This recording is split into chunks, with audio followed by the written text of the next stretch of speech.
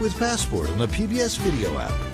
Binge your favorite and the latest shows from our huge collection of dramas. I'm looking forward to all sorts of things. Oh, how exciting. Or catch up on episodes you've missed. Go on then, what are you waiting for? Downton is catching up with the times we live in. These and other masterpiece shows are available with Passport on the PBS Video app. Download it today. You're watching New England Public Media, WGBY Springfield. I hate the myth of Hemingway. It obscures the man. His talent is stunning. He went against the grain. It's hard to imagine a writer who hasn't been influenced by him. In order to have something new to write, he had to have something new to live. And he fell in love quite a few times. He's complex and deeply flawed, but there he is. Hemingway, the man, is much more interesting than the myth. Tune in or stream Hemingway starting April 5th on NEBM. Coming up, stories we're connecting you with tonight. One Western Mass city grapples with a public safety concern. There will always be times when the call comes in too late and the structure can't be saved. But what about when the unthinkable happens and the hydrant itself doesn't even work? Northampton State Senator on the COVID vaccine rollout in Massachusetts. But they hear in one moment that their local public health folks will have the vaccine, in another moment they won't. In one moment that their hospital will be vaccinating, in another moment it won't. And Greenfield's Stone Soup Cafe serves up meals for those in need. We believe that everybody should access the meal, and those who can pay should, and those who can't are welcome to partake of delicious restaurant quality food. Details on those stories and more up next on Connecting Point. Support for Connecting Point is provided by our contributing viewers.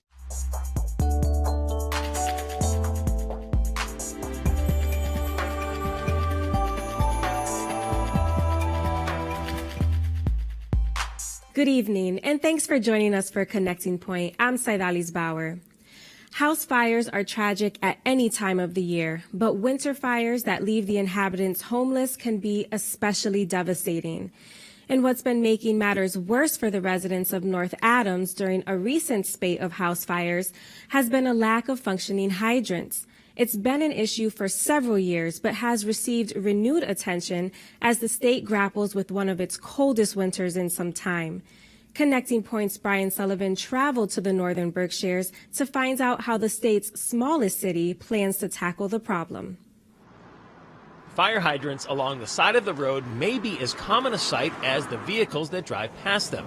The safe assumption for most of us when we see them is that in the event of an emergency, a firefighter will be able to remove the steamer cap, one of the side caps, attach a hose to the apparatus, and eventually get water to flow out at a high enough velocity to quickly extinguish a fire. There will always be times when the call comes in too late and the structure can't be saved. But what about when the unthinkable happens and the hydrant itself doesn't even work? In recent years, this has been a recurring theme in North Adams. Just within the 3 roads that house the 96 units of Greylock Valley apartments, there are 3 non-functioning hydrants. One of them directly across the street from a fire that destroyed apartment 193 in January of 2021. All 6 units now will likely have to be leveled due to the damage. Elsewhere in town, this hole in the ground and pile of rubble are all that remain of a family home that stood here for decades on the corner of Vesey and School Streets. Also on the corner, this non-functioning hydrant. So what happened? North Adams, like many cities and towns across Massachusetts, has had to make very difficult budget cuts over the last couple of decades due to decreasing funding from the state and federal government. One of those losses has been in our fire hydrants and fire hydrant infrastructure, and unfortunately that's resulted in several fires in the last few months where the fire department has not been able to access a working fire hydrant in the middle of a potentially catastrophic fire. Now, these wrapped up hydrants dot the sides of the road like big orange Post-it notes, possibly bittersweet reminders to the firefighters of the units that they can and can't use in the event of an emergency. The department declined comment, though, when we reached out to them, but we were able to meet up with the widow of someone who served on the department for the better part of 3 decades. She had no problem disclosing her frustration with the sight of these orange bags. I saw 2 today on my way home from work, and I thought, why is this happening? Why While I understand the financial aspects and setting a precedent for going forward with the project, it's an immediate concern. Much of North Adams is comprised of neighborhoods like those that surround Windsor Lake. Hilly, lots of old houses close to each other, hopefully with a working hydrant nearby. Like this one on Walker Street, located only a few hundred yards from a house that caught fire in late February. A street like this one can be found just about anywhere in the northern Berkshires. Older homes with possibly outdated electric and heat during cold New England winters become prime targets for house fires. So having functioning hydrants within proximity may seem like an issue of common sense. But in North Adams, it's become an issue of dollars and cents. At this point, it's going to have to take a dedicated infrastructure plan to bring all of those non-working hydrants up to working order. It's going to take capital, and the city's going to need to raise that revenue through state and federal grant money. The Baker administration has come under fire over the rollout of COVID-19 vaccines in Massachusetts. That criticism includes the availability of vaccines in some parts of the state and breakdowns in the online system used to make appointments. Now, a special legislative committee of House and Senate members is looking at concerns raised over the vaccination rollout. Northampton State Senator Joe Comerford is the Senate leader of the new Joint Committee on COVID-19 and Emergency Preparedness and Management. And Connecting Point's Ray Hershel spoke with her about the goals of the committee and how residents' concerns can be addressed. The committee has two main goals, if you will. One is a very short-term position of watchdog, and so you saw us stand up a quick oversight hearing on the vaccine rollout in that short-term capacity of the committee. The longer-term capacity is equally important, and that longer-term capacity of the committee says in 5 years, 10 years, 15 years, when the Commonwealth faces another disaster, it could be another contagion, it could be a natural disaster, how are we as a legislature, as a state, going to be more prepared, more resilient? Now, Senator, this Joint Legislative Committee has held its first public hearing. Governor Baker was among the witnesses, and he got grilled pretty well at that particular hearing. Can you talk about what you feel the committee learned, gathered from that hearing that will help you moving forward? And how would you characterize the way the state has responded to the vaccine rollout and the website for people who are trying to negotiate it and get appointments? Yes, the governor did face, I think, the full measure of both House and Senate members' frustration vis-a-vis the vaccine rollout, which was the subject of the hearing.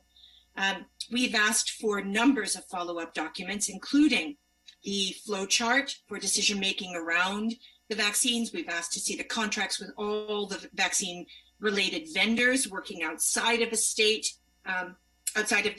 as vendors or contractors as part of this. We've asked for a detailed accounting of the money spent, the state money spent and the federal money spent. And so overall, I think it actually was quite productive. It set the stage for what will be a second hearing.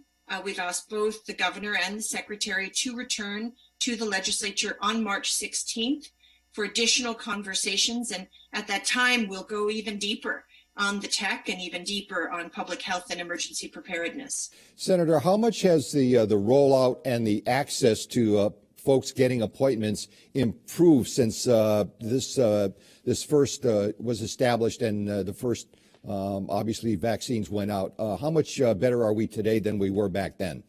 The real difficulties in this rollout happened at the top of what we call phase 2. Phase 2 is when we began with those 75 and older, moving then to 65 and older and those with 2 existing medical conditions or comorbidities. And I think the phase 2 rollout has been a travesty, frankly. I think the state should have and can do 100% better for the people in the Commonwealth with regard to communication, with regard to tech interface, and with regard to accessibility of vaccine. In addition to the tech difficulties, there have been numbers of change of plans, which have made, again, the user experience or constituent experience very difficult. So people have not only had to really deal with a website that is both broken and then when it works, completely difficult to navigate, but they hear in one moment that their local public health folks will have the vaccine, in another moment they won't, in one moment that their hospital will be vaccinating, in another moment it won't, and so on, as we twist and turn through these changes. Now, The governor in more recent developments has indicated that he's going ahead with allowing restaurants to open at full capacity very soon, also bumped up teachers on the list for getting vaccines. Do you agree with those particular decisions? I am filled with great concern that the governor is moving too quickly before the vaccine has, we've had a sufficient amount of vaccine in the Commonwealth to get us into a safer position. So I am concerned about that. With regard to educators, your second question, the teachers were in this next phase, this next step in phase 2. So they were in the essential workforce cohort. What this decision today does is move them to the top of that cohort, I think hand in hand with the decision to ask that they return to the classroom. It does make sense to me that we would afford teachers this opportunity, like it makes sense to me that we would make sure that their school systems have equitable access to the kinds of supplies and modifications and setups that they need to keep the students safe and to keep the teachers and staff safe. Now, Senator, one last question, that is, what message would you have for those folks who are still frustrated or are still disappointed, who haven't been able to get an appointment for their first vaccine yet, and they're trying to be patient, but it's becoming very, very frustrating? What's the message to them?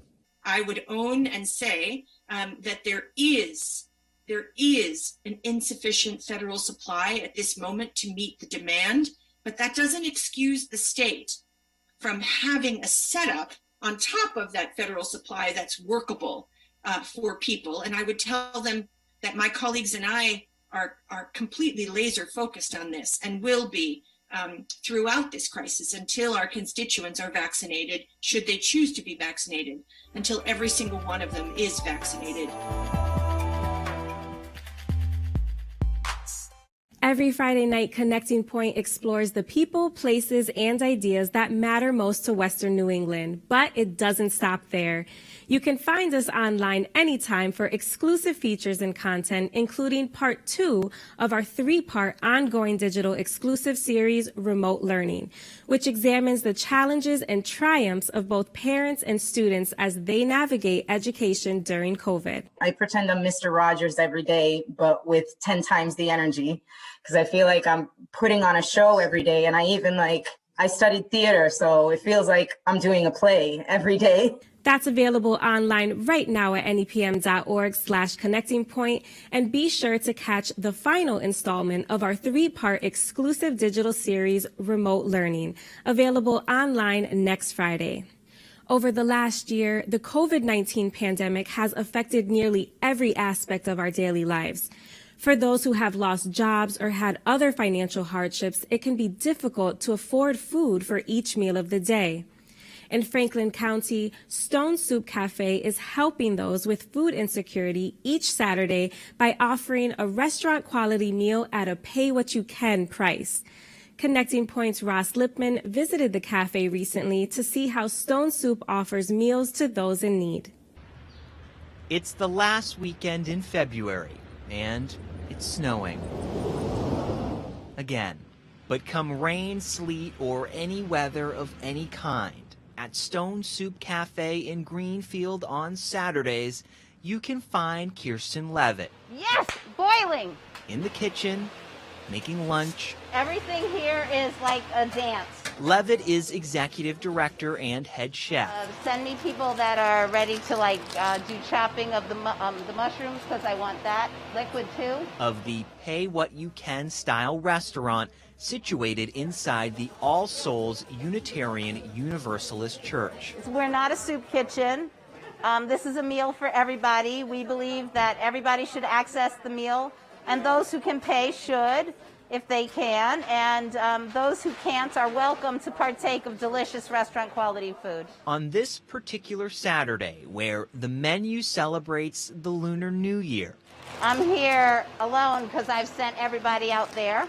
Is the cafe's busiest and most popular. Today we're going to do close to 500. With 500 meals to serve, the clock is always ticking. We'll add all of the stir-fried vegetables to this. And Levitt's team of volunteers are moving fast. There's like a big hustle that starts all at once, and everyone kind of snaps into action. 𝗏𝘠cie 𝗏𝗏 certainly isn't immune to the financial repercussions of the pandemic. As restaurants across the country close either permanently or temporarily, this Pay What You Can cafe has found a way to stay open. And it's more important now than ever. With food insecurity increasing, they're able to serve residents here in Greenfield and in the surrounding towns across Franklin County. We pivoted very quickly. We immediately responded to the community's needs. People saw us step up and respond, and that was a really big deal. Big enough that between various COVID relief grants and community donations, 𝗏𝘠cie has kept up as the cafe's budget doubled to $250,000 within the last year. But every dollar goes back into the food for more vegetables, more noodles, and more to-go boxes. Is this first tray going over to Lisa? The pandemic forcing the cafe to rethink how it serves its growing lines, now waiting outside. This process, there's about 7 people on the line, and we have 2 people packing meals, 2 people handing out meals, and we have 4 people on the line taking orders. You want some cereal to go? The cafe also runs a food pantry, which is stocked weekly. Excellent. Thank you. Yeah, nice to see you. No one leaves without a meal, even when they can't be found. Hey, Amy. So, I'm looking for Jonathan. Did we see where he ran off to? He's usually waiting across the street. And if you can't come to the cafe will come to you. Volunteers like Shannon Prescott and her daughters Layla and Amelia are piloting 𝗏𝘠cie's new delivery service. 𝗏𝘠cie, you're welcome, enjoy. Thanks. When the pandemic hit, the very first thing we knew was that people needed delivered meals. So we opened up that whole new program. As 𝗏𝘠cie continues to adapt to life during and after COVID, Levitt says they're now thinking long term. So that's going to be for soup. She doesn't see the demand for meals going down anytime soon. In rural Franklin County, the economic hit from all of the unemployment, from the changes that the pandemic wrought, the recovery from that will take longer. According to the Innocence Project, in 2017, bad eyewitness testimony contributed to 70% of wrongful convictions later overturned in the United States by DNA evidence. This Sunday, March 7th, New England Public Media presents a 30-minute special at 6 p.m. on WFCR 88.5 FM entitled Questioning the Witness. In it, reporter Karen Brown looks at the evolving science of eyewitness testimony and shares the personal stories of people who have been convicted with little to no evidence other than an eyewitness report. I spoke with her recently to learn more. Well, the basis is the science of eyewitness testimony and how the science has evolved over the years to cast more doubt on whether eyewitnesses really are the end-all and be-all of trials and whether they should have as much sway as they actually do in convicting people. And I've talked to a number of people in Massachusetts who are either in jail or were in jail. They believe because of faulty eyewitness testimony. And since I'm a science reporter, as well as someone who's interested in incarceration and criminal justice, I thought it was a good idea to sort of meld all of those issues together and look and see what's happening now and what's happening in the past. As I was listening to the series, one thing that was particularly alarming for me was that a lot of the stories you shared were local stories. And it was terrifying that these people were convicted of a crime just really based off of an eyewitness report, not very little evidence. What were some of the shocking things that you learned along the way while doing this project? I mean, that in itself was shocking to me, that you can just have one or two regular folks who think they saw something, and that becomes the entire case. You know, I had this idea that if you're going to send someone to prison for life, you have really airtight evidence. And I think that has improved over the years, but there are people that have, you know, were convicted 3 decades ago. And when you look through the trial evidence, it just seems so flimsy, and you just think, how is that possible? Because I know for me, the idea of being locked up for something, even for something I did, much less for something I didn't do, is a real nightmare. And you just want to believe that that there's more evidence. And it's not necessarily that people were convicting them through bad motives, but they just didn't understand that just because someone says, I'm absolutely positive that's the guy, that doesn't mean they're right. And one of the stories that you shared that stuck with me was that of James Watson, who was released last year after 41 years in prison. And one thing that he said was, even today, he doesn't feel like the justice system is any better. And he still worries about being wrongfully convicted. Based on your research, do you think that he's correct for thinking the way that he does? Well, I think anyone's correct for having feelings and concerns, and certainly his experience is such that there wasn't much evidence that put him in jail for a long time. So I asked him specifically, do you think the system is better now? And he's been in prison all this time, but he doesn't have any reason to believe it. And over the last year, and of course many years, we've seen the criminal justice system severely flawed, and many people are punished for things they should not be punished for, to an extreme that they should not be punished for. So I don't blame someone who feels like they were wronged and doesn't necessarily assume that everything is peachy and worked out at the moment. And there was another story that you shared with 𝗦𝘁, and the fact that he was able to be convicted without even having a criminal background was alarming for me as well. Tell me a little bit about his story. Ramon Valley, he was convicted about 5 years ago for a home invasion. His lawyer is actually the first person I talked to when I started to get interested in, did I want to do a story about his case in particular?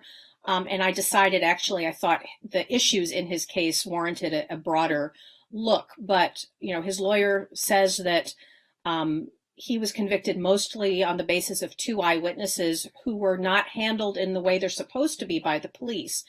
They were allowed to be together in the back of a cruiser when they identified him, and he was in handcuffs when they identified him again. So these are all things that kind of go against what the science says you should do, the police should do, to make sure that an eyewitness identification is reliable, and it wasn't done. So he's now looking at about 20 years. Again, I don't have any personal information about, who's guilty and who's not guilty, but if you just look at the evidence that is presented, you can get a pretty good idea of how much evidence is needed to convict somebody, and sometimes it is very much dominated by eyewitness evidence. And the Innocence Project that was featured in the series has found that 70% of wrongful convictions were the result of bad eyewitness testimony. Do you think that progress has been made in Massachusetts to improve the accuracy of these types of reports? Most of the lawyers and defense attorneys and experts and police officers tell me they do think that it has gotten better, that there have been some court rulings and some national reports and some state reports that really talk about the science of memory and really push for instructing juries in the courtroom that even if somebody says, I'm absolutely positive I saw this person, that's not evidence that they're correct, that confidence levels are not necessarily commensurate with accuracy, or, that you have to pay attention to the condition of the witness and were they, impaired in some way, and all sorts of different things like that. So that definitely has improved, people have told me, but that doesn't mean that that cases don't fall through the cracks. And that also does not apply to people who were convicted before these rulings came out. Researching on these types of stories can be very intense and take a toll emotionally. How was it for you to hear all of these stories for this project? I mean, it was very concerning and sad, especially, I would have liked to talk to more people who are in prison, but that's very complicated, especially right now. Talking to James Watson was, on the one hand, it was very joyful because he was out of prison, but he lost so many years. And, he really tries to have a very positive attitude, but it's hard not to feel terrible. And I've done interviews in the past with people who have been wrongfully incarcerated, and I've always been stunned at how positive an attitude they seem to have. They're very much relieved, and they're very much trying not to be bitter, but of course they're still angry at all they've lost. What was your biggest takeaway after completing this project? It's interesting to me that science and the law are not better integrated. Certain core principles that people who study criminal justice and study memory that are so clear to them, they're not in law schools. Like lawyers are not taught to understand the principles of eyewitness testimony, at least not in many law schools. Police are not necessarily trained in that way, although that is changing. And I interviewed one police chief who goes around doing those trainings. But I just would have thought there would be more of a checking in from the courts, like, what are we missing? And it just generally doesn't happen that way. That does it for Connecting Point for March 5th, 2021. Remember, you can always find the stories that you saw tonight, as well as exclusive features, digital-only content, and more online anytime at nepm.org/connectingpoint. And please join us again next Friday night at 6 right here on New England Public Media for more stories of the people, places, and ideas that matter most to Western New England. I'm 𝗙𝗲𝗏𝘬. Be safe and have a good night. Support for Connecting Point is provided by our contributing viewers.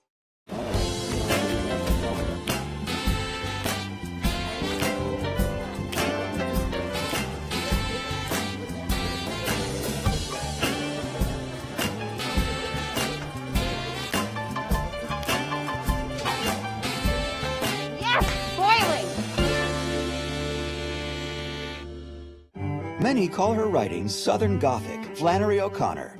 I feel that the grotesque quality of my own work is that I'm a Southern and a Catholic writer. Flannery's writing is all about original sin, about the human condition. What a mess we are. Flannery O'Connor's